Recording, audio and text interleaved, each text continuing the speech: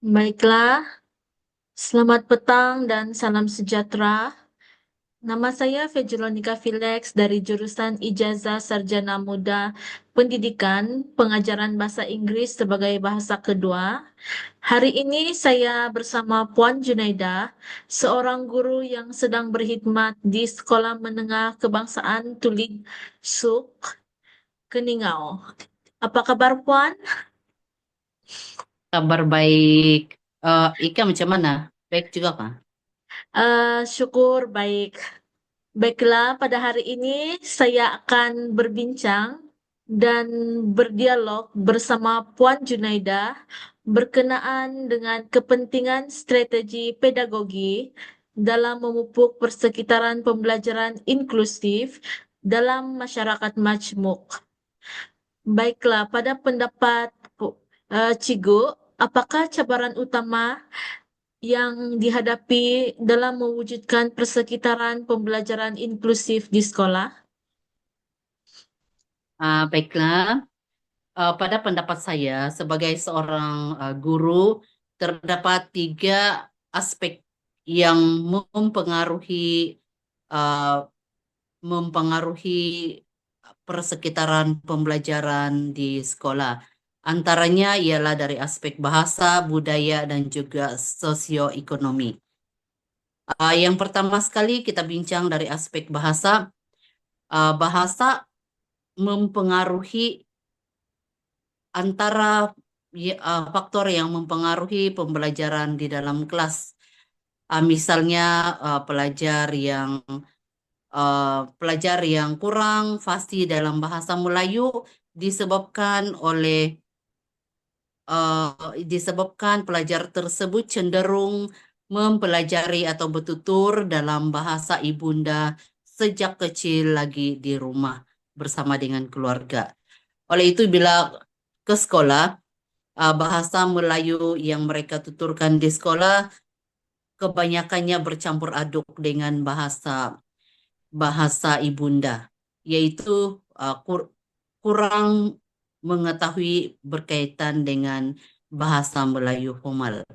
Itu antara cabaran dari aspek bahasa. Kemudian dari aspek budaya pula, sering berlaku pertengkaran ataupun perselisihan kecil di dalam kalangan murid dalam bilik darjah diakibatkan oleh isu seperti kurang pemahaman berkaitan dengan budaya dalam sesebuah kaum, dalam dalam salah satu kaum lah. Misalnya dari aspek perbezaan budaya berkomunikasi, kemudian perbezaan yang wujud dalam aspek kepercayaan ataupun keagamaan, kemudian dari segi adat adat istiadat ataupun adab makan. Kadangkala ini boleh mencetuskan konflik kecil di dalam bilik darjah. Oke, dan yang ketiga pula dari aspek perbezaan sosioekonomi di antara pelajar luar bandar dengan pelajar bandar wujudnya jurang yang sangat jauh. Misalnya pelajar luar bandar yang kebanyakannya menjadi penuntut di SMK Tulid yang datang dari kawasan pedalaman mempunyai sosioekonomi yang lebih rendah ataupun boleh dikatakan agak datang dari keluarga yang berlatar belakangkan ekonomi yang agak susah atau sukar. Keadaan ini boleh mempengaruhi pelajar yang agak sukar untuk berjaya ataupun cemerlang dari aspek akademik karena mereka berkekurangan uh, keuangan ataupun dari aspek ekonomi lah untuk Hmm. mendapatkan mendapatkan mm, mendapatkan bahan-bahan rujukan ataupun sumber pembelajaran yang lebih baik, kemudian menghadapi masalah dari aspek ketiadaan rangkaian internet, ketiadaan bekalan elektrik, dan lain-lain. Keadaan ini secara tidak langsung sedikit sebanyak akan mempengaruhi persekitaran pembelajaran inklusif di sekolah. Itu saja pendapat dari saya. Terima kasih. Baiklah, bagaimana pula dengan konteks masyarakat majmuk kita, Puan? Apakah peranan penting sekolah kebangsaan dalam memupuk perpaduan? Eh,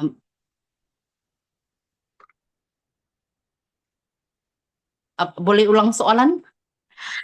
Kurang Eh, jelas. eh, ba- bagaimanakah peranan sekolah kebangsaan dalam memupuk perpaduan dalam kalangan masyarakat majmuk?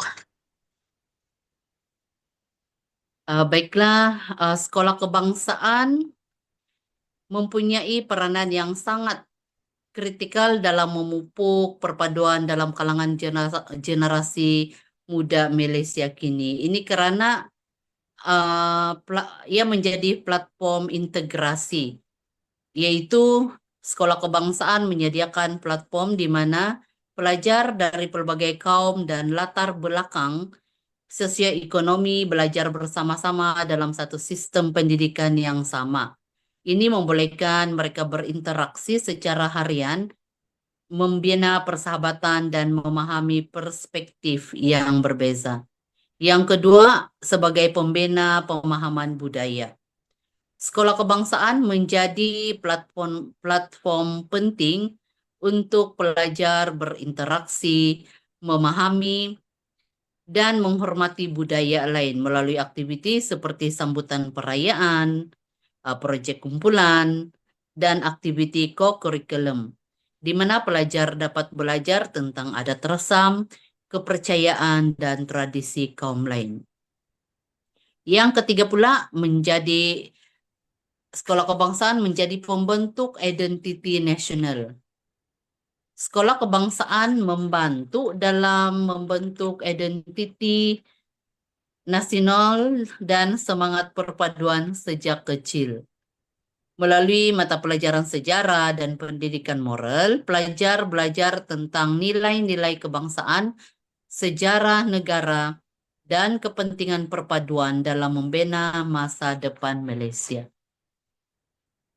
Itu Baiklah, saja pendapat dari saya. baiklah. Eh,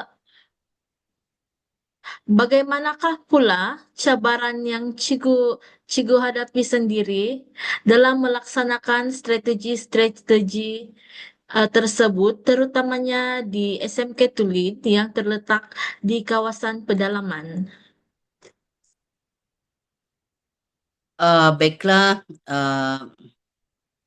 pada pendapat saya lah, cabaran utama yang saya hadapi ialah kekangan masa dan sumber di kawasan pedalaman seperti di SMK Tulid, di mana akses kepada sumber pembelajaran yang pelbagai dan relevan dengan setiap kaum adalah terhad.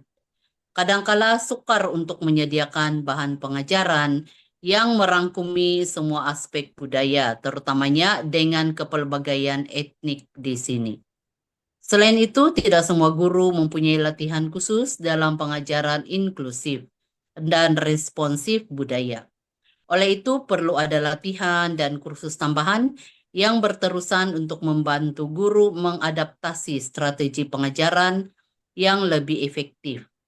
Latihan ini penting untuk memastikan guru-guru dapat memahami dan menghargai kepelbagaian budaya pelajar, serta menggunakan pendekatan pengajaran yang sesuai untuk memenuhi keperluan mereka.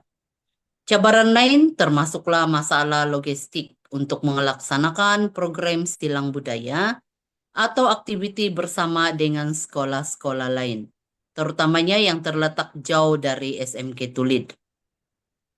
Walau bagaimanapun saya percaya bahwa dengan kerjasama dan sokongan daripada semua pihak, kita dapat mengatasi cabaran-cabaran ini dan mewujudkan persekitaran pembelajaran yang lebih inklusif dan harmonis untuk semua pelajar.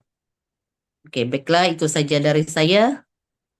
Baiklah, itu merupakan cadangan yang sangat sangat bagi saya dan terima kasih juga Cikgu di atas perkongsian pengalaman serta pandangan yang sangat berharga ini.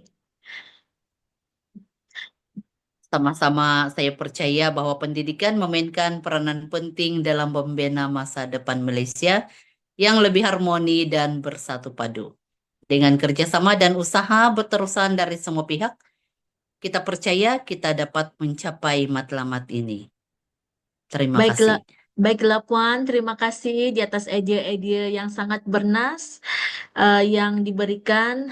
Dengan rasa tulus ikhlas, saya ingin mengucapkan terima kasih sekali lagi kepada Puan atas kesudian Puan untuk meluangkan masa dan berkongsi ilmu. Perbincangan kita pada hari ini telah memberikan pemahaman yang lebih mendalam tentang kepentingan perpaduan dalam konteks pendidikan. Semoga ilmu yang dikongsikan ini dapat kita terapkan bersama demi kemajuan pendidikan negara. Saya amat berterima kasih juga di atas perkongsian ilmu yang Puan berikan dalam sesi pembelajaran ini dan semoga perkongsian ini akan terus memberi manfaat kepada kita semua pada masa hadapan. Baiklah, sekiranya ada kesempatan di hari lain, saya berharap kita dapat bertemu lagi. Terima kasih, Puan. Sama-sama, semoga terus berjaya.